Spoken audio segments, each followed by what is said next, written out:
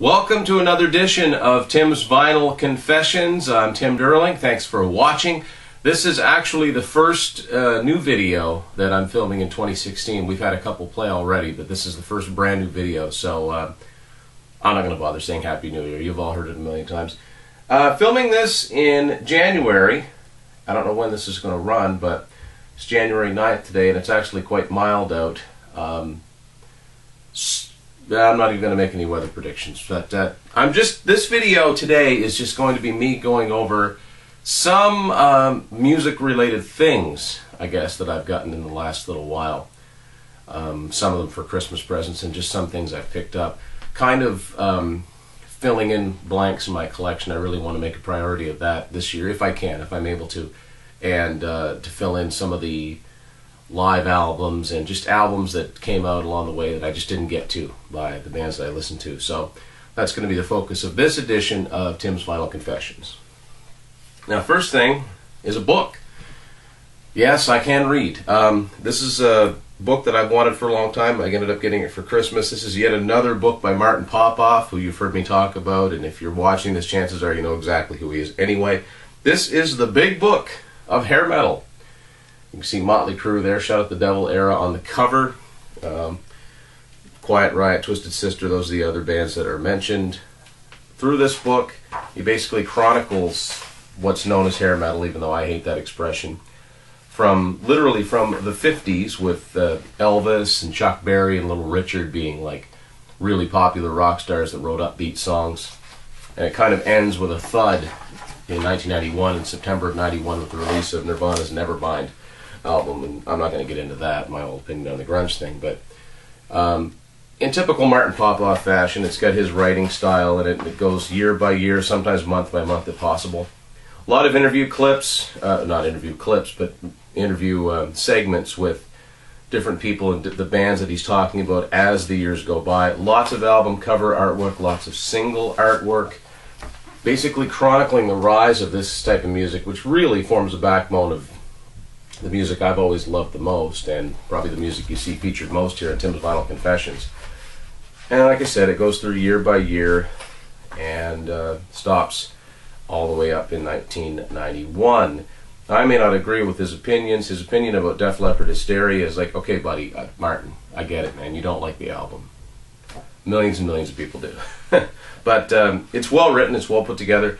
They talk from everybody to band members, to producers, to A&R executives at the time, to managers of groups, and it talks about a lot of things he didn't realize about how expensive videos were, and how oftentimes if a band didn't conform to what MTV wanted for a video, basically, as Rudy Sarzo puts it, talking about the Whitesnake period, you basically spent $300,000 for nothing, because the idea of spending the ridiculous amounts of money was all about promoting the band, promoting the albums, and if it didn't get played, its use as a promotional tool is finished.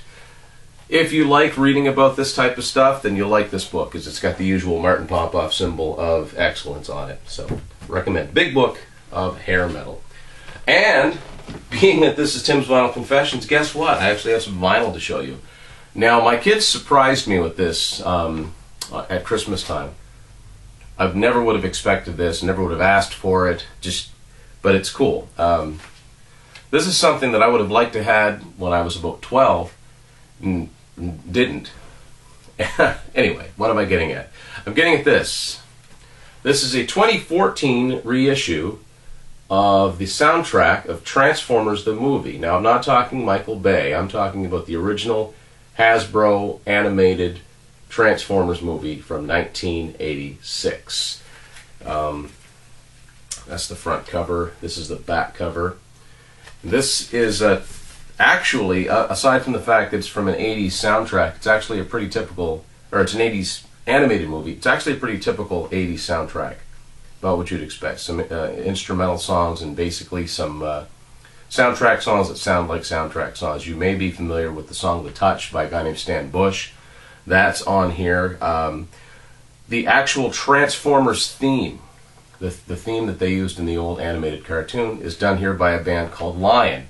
Now there are a couple of things that bring the band Lion into the sort of the Tim's Vinyl Confessions world, if you like. The track was produced by Richie Wise.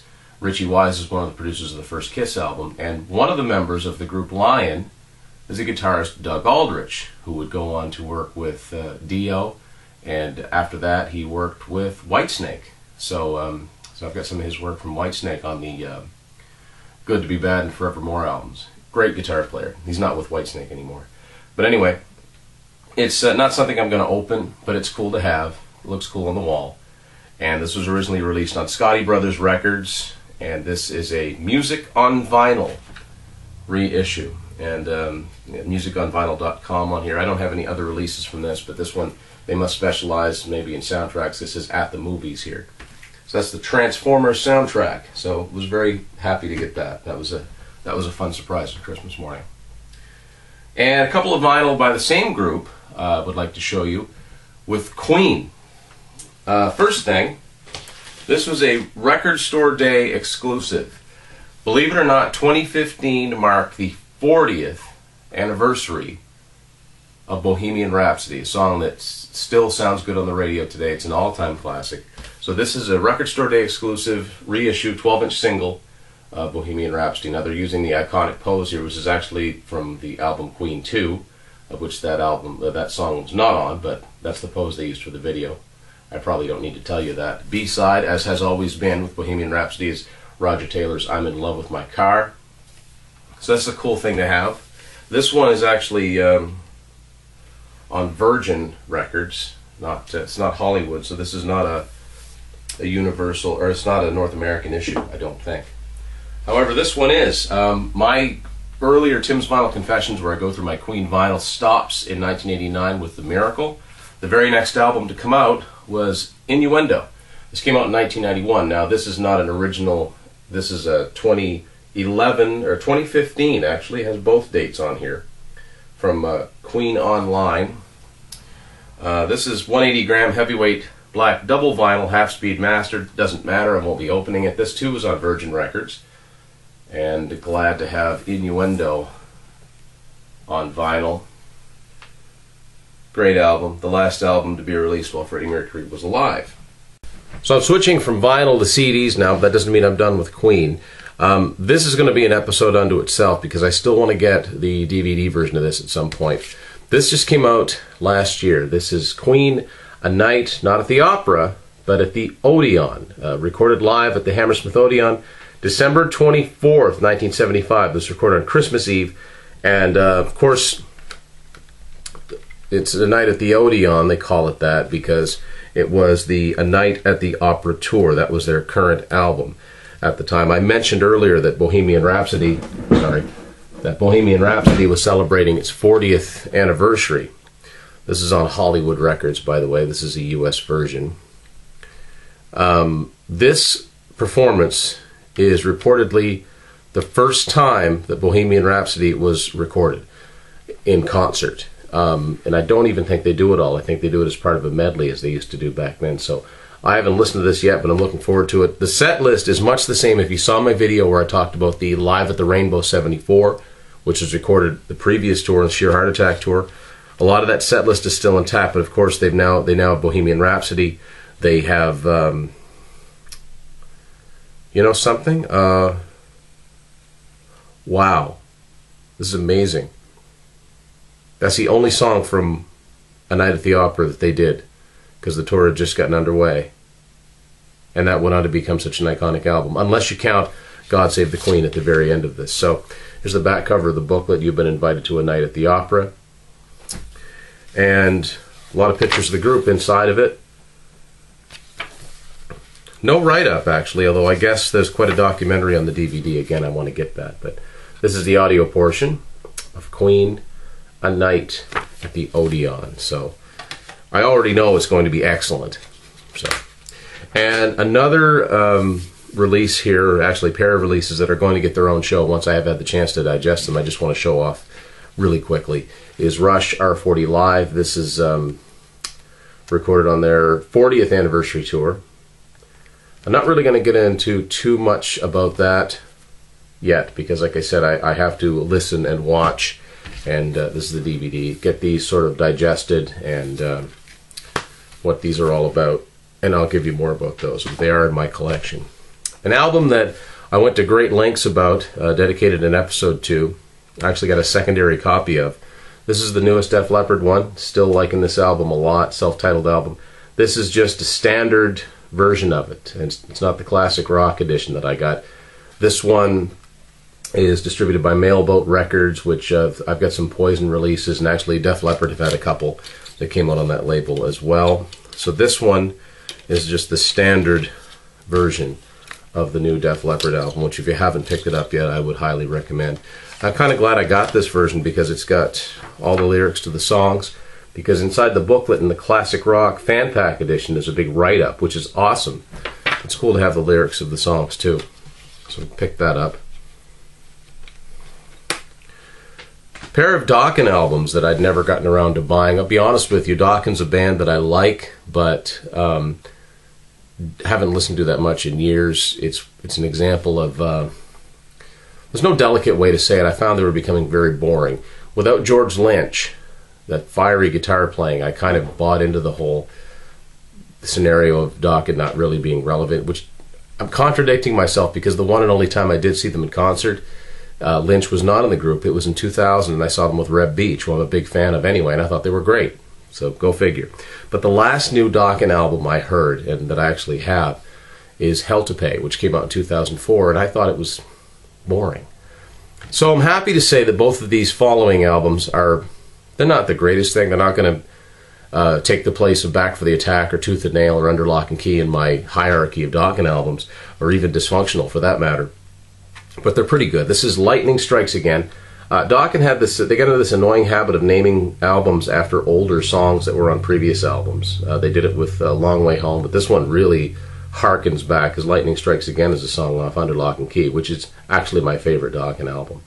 This came out in 2008, and this edition is American. It's on Rhino Records, so they did have some big-time distribution. I like the album cover. It's very sharp, very cool. Because it's on Rhino, they're advertising other product, so they're advertising the Live from Conception CD, which I also have, and the home video Unchained the Night being released on DVD, which I would never spend money on, because their Dokken's videos were horrifically bad. This is the band as it was in 2008, and lyrics to the songs, nothing much more to say there, but not a bad album. If you're not a Dokken fan, it's not going to win you over. If you were a Dokken fan, and you're like me, it was kind of a lapsed fan, you're going to say, hey, that's not bad. I'm happy to say they got even better, which with what to date is the most recent Dokken album. This came out in 2012. This is Broken Bones. Now, I saw an interview recently, or listened to an interview, I guess, with Don Dokken on Eddie Trunk, which I was intrigued by, because actually when Don was recording this, he was actually going through cancer treatments, and he could barely get out of bed, and he managed to put this album out. And like I said, it's not bad. This version is on Frontiers Records, and it comes with a DVD about the making of the Broken Bones album. I've listened to the album, have not had a chance to watch the DVD yet.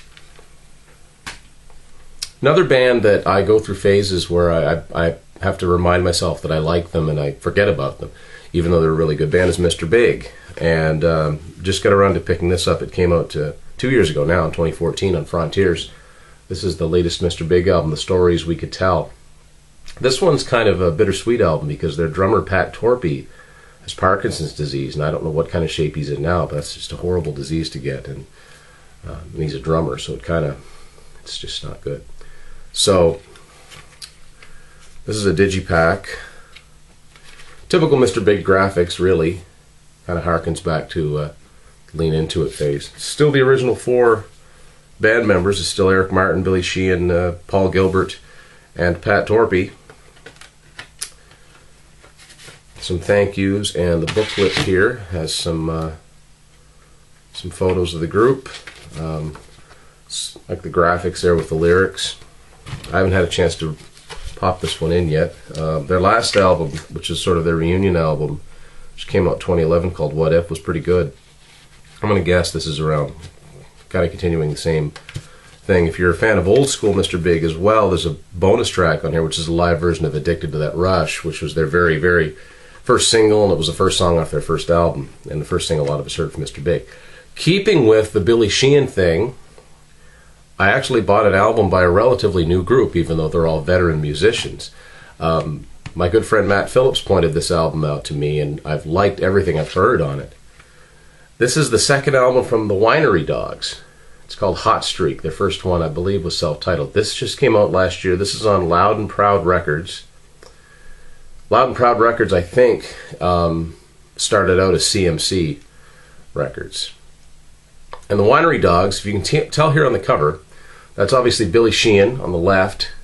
In the middle is Richie Kotzen on guitar and vocals. Richie Kotzen, probably best known to most people as the guitarist that replaced C.C. DeVille in Poison, and did one album with them, and very, very underrated album and overlooked, Native Tongue. And on the right is a veteran drummer, Mike Portnoy, best known for Dream Theater, although he hasn't been in Dream Theater for 5, going on 6 years now. He's done a bunch of other projects, most of which I've never listened to because I love Dream Theater, I like Rush, I'm not a big prog fan, some of the stuff's really heavy. This is classic, just classic hard rock. It's kind of a little funky. Richie Kotzen's a fantastic vocalist, in addition to being a great guitar player. So, you know, it's a new band. It's just not new players. With the just pictures and lyrics inside the album here. I'm really glad to say that, like a lot of these projects, side projects, I don't get into every side project that bands, musicians that I like do, because oftentimes they don't amount to anything. But Winery Dogs have released a self-titled album, a live album, now they're back with a new album, so maybe this has some steam in it. Hopefully. It's good anyway. An album I just never got around to picking up is Queensryche, Mind Crime at the Moor. This originally came out in 2007. It also came out on DVD, which I have seen, and it's quite good. And the premise behind this is that this is Operation Mind Crime and Operation Mind Crime 2 being performed in their entirety in the case of one night at the Moore Theater, which I think is in Seattle, which makes sense. And I'm actually one of those people, I actually really liked Operation Mind Crime 2. A lot of people didn't like it. I thought it was great. I don't care who played on it. I like the sound of it. The encore here, Walk in the Shadows and Jet City Woman, the only songs that didn't appear in either of the Mind Crime albums. And this one, this album came out on Rhino Records, which Queensryche did a few releases on. They did their Take Cover album. They did Mind Crime 2. And I think American Soldier is what they did while they were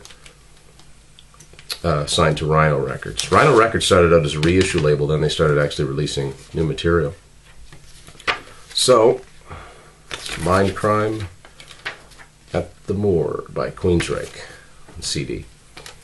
Next up is a compilation that I picked it up because it was really cheap, and it's Alice Cooper, Prince of Darkness. And this album didn't have much material to choose from. This came out in '89 on MCA Records. Now, record companies would do this. This came out after Trash came out on Sony and became a hit and was a big comeback for Alice. Or MCA, which had just released his previous 2 albums, compiled those albums, which in my opinion are... I just never got into the Kane Roberts era, the Constrictor, the Raise Your Fist and Yell. There's some good material on there, but I just don't think it was Alice at his best. But it set the stage for him eventually coming back. So this has things like Teenage Frankenstein and He's Back and Life and Death of the Party, Freedom. Probably pop this and give it a listen. There's one different thing on here. It says that there's a live version of $1 Billion Babies, which was recorded live in 1976. I don't actually think that it was. I actually think it was recorded in the early 80s. So nothing much in it for... nothing much in it. Just pop it out there and hope somebody buys it and thinks it's new. Now, of course, the premise behind this, it looks supposed to look like Alice playing card.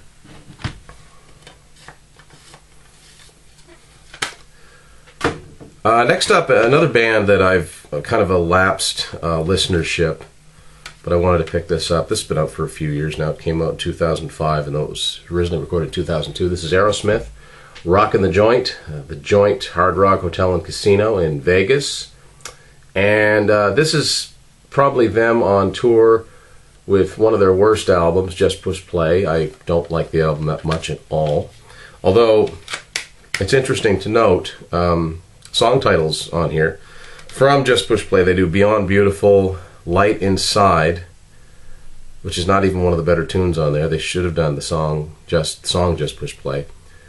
But they do reach back in time, and I've actually heard a live version of Seasons of Wither that they do on here, which is originally from Get Your Wings, and it's really good. It sounds really good. They do Same Old Song and Dance, No More, No More, Big 10-inch Record, Rattlesnake Shake. So it's mostly classic Aerosmith. Notably, no Geffen era material. So no Dude Looks Like a Lady, no Love in an Elevator, no Living on the Edge, because it was on Sony. That's why it's not on there. Of course they did it in concert. Also has that horrific, I don't want to miss a thing on it. So here's what we got for photos in here, and you know, it's Aerosmith, so it's Aerosmith live. We'll hear the rest of that here. I don't know why there's no material on here from Honkin' on Bobo, which is the previous album they put out, which was actually quite good, but there isn't. The record company just threw that out just to have some product out there. And the last thing I want to show you is I've been buying some Helix lately, like catching up on, there's so many compilations of their material, and there's one that had always eluded me, because anytime I would see it, it would be quite expensive. I finally tracked down a copy relatively cheap, and this is Best of Helix, Deep Cuts, and this came out in 1999 with Razor and Tie Entertainment, which is another reissue label. But this it licenses material, so it's EMI Music Special Markets, because Helix were on Capitol. This is a pretty good compilation of Helix, to say the least. As a matter of fact, if you could start with one, I'd probably start with this one. This one is actually, we'll get to the credits here first. Liner notes were done by a guy named Kevin Flaherty, and I know that name because he did the liner notes inside Poison's Crack a Smile. So it's a write-up about the band. A little bit of information about the songs. But this CD is actually unique for a few reasons. Track 8 on here is The Kids Are All Shakin', which is of course one of Helix's classic songs from Long Way to Heaven. But what makes it unique on here, they're actually presenting the video mix, which, if you're a longtime Helix fan, you'll know that the mix on Long Way to Heaven is different than the single mix and the video mix. There's keyboards in the video mix. Brian Vollmer's vocals are higher, sooner. It's just a different vocal take on it, and it's actually here. So it's cool to have in one place. It's like hearing the song again for the first time. It reminds me more of the video. Because I remember when I first got Long Way to Heaven and listened to it and thought, it doesn't sound quite right, because it wasn't the video mix. Go to The Last Drop, for once, they're not using the radio mix. So it's the opposite. They're using the original version from Back for Another Taste without the keyboards, without all the extra vocals. It's a great song either way, but I like the original version. But the main focus, the main reason why a longtime Helix fan would want to get this is track 6, It's Too Late. Now, if you're a big Helix fan, you already know what I'm about to say. Helix are an example of a band that have two completely different songs with the same title. There's a song on their second album, White Lace and Black Leather, called It's Too Late. That's not the song that's on there. The song that's on this compilation, called It's Too Late, was originally only available on the soundtrack of the movie Iron Eagle. And it's very much in the classic Helix vein. It sounds like it could have come off of Walk on the Razor's Edge. It's a good song, and hard to find. And I think that might be the only place that it appears on CD, unless you can track down a copy of the Iron Eagle soundtrack. So I was glad to get that. So that's just a look at some stuff that I picked up recently. Again, as always, thank you for watching Tim's Final Confessions, and feel free to like, share. I'm on, if you're watching this on YouTube, I'm on Facebook. I like to post lots of pictures of the collection and stuff, and I'm on Twitter as well. So if you got any music fans out there, specifically 70s, 80s rock fans that like getting into the minutiae of the music, I think they might like what I do here. So thanks for everyone for continuing to watch Tim's Final Confessions, and we'll see you again.